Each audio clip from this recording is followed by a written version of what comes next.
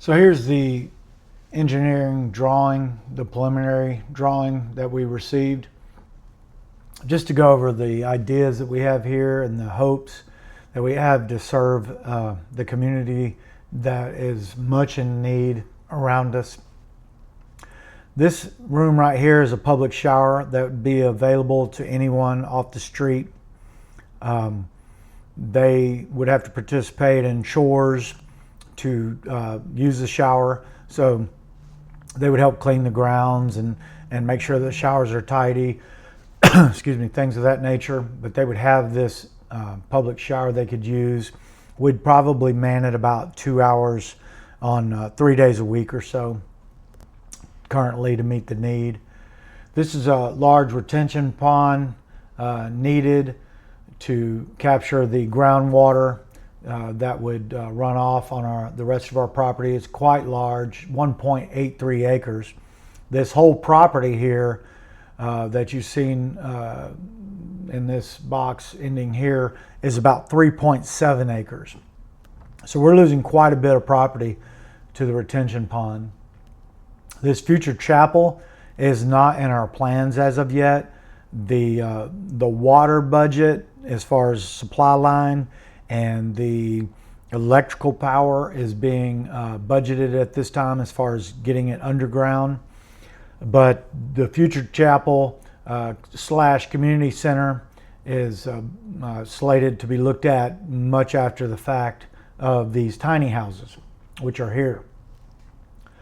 Now these small ones you see here, they are packed in rather tightly. We know that we wish we had a lot more property, we could space them out, but we are trying to maximize the help, and we don't have a lot of property to do it with our parking needs that is mandated, retention pond, etc. So these tiny houses are 12 by 12, and they would have a half bath only. This is the shower room, and this is another shower room. This is for the women. This is for the men. And these areas would be divided by fence. This would be a community room for the ladies. The community room for the men is on the current property that's not drawn over here. But there would be no showers in these 12 by 12s. There would be a toilet and a basin only. These are 10 by 20. These would we would reserve a couple of these for families, perhaps up to 4 of them for families, or even more, maybe 6 max though. But we do need a couple of supervisors. So we would have at least 2 supervisors, 1 male, 1 female for this area. Again, there would be a fence not drawn that would separate these 2 groups. And they would be responsible for dorm inspections, drug testing, things of that nature. Small families, maybe single mom with 2 kids would be in the other ones, etc. And that really wraps it up. That's the vision, except lastly for this community room and our community area and future chapel.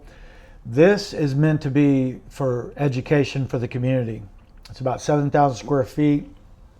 It would house some, be a multi-purpose room where it would have places where we could do games with children, maybe have some VBSs for the community indoors, and allow the nonprofits in the community to use, at least for just a fee for the electricity and whatnot.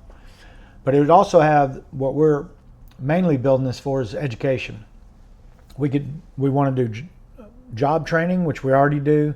We already do the classes I'm going to mention, but we want to do them for the whole community. What we do is now on a smaller scale is job skills, job searches on computers, teaching people how to do that. We do addiction recovery classes and Bible studies.